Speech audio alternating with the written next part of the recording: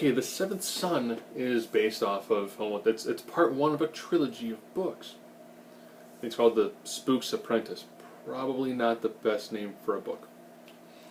And in it, there is the seventh son of a seventh son, which therefore makes him an awesome warrior slash exorcist. This film, of course, has Jeff Bridges playing the old grizzled Jeff Bridges.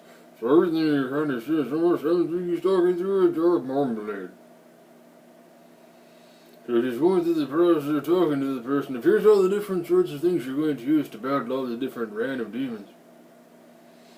This film actually felt like it had some really good legs to it. However, it suffers from what I'll just refer to as Ghost Rider syndrome. In the first Ghost Rider film, what happened is they'd be like, here's this really cool, interesting villain. Oh, neat. Oh, he dead. Here's an Asian guy transforms into like a giant bear. Awesome. Cool. Guy with like 6 arms. He just...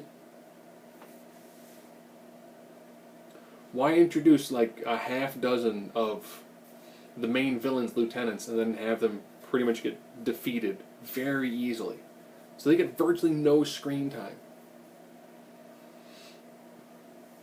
So for a film being an hour and a half, it does this thing that I don't like where two characters obviously have history. And you've heard enough backstory from both characters that you already know what the history is. So when they do the massive reveal, you're like, oh, hey. Yeah, I figured that out like maybe 45 minutes ago. That's where we were headed with this. So you have an older character teaching a younger character to try to take his place.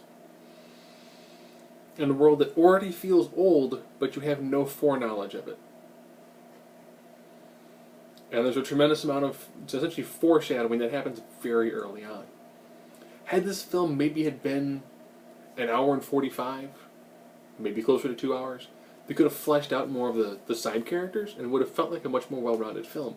Instead it was kind of like, okay, wait. Oh, we're done. Oh.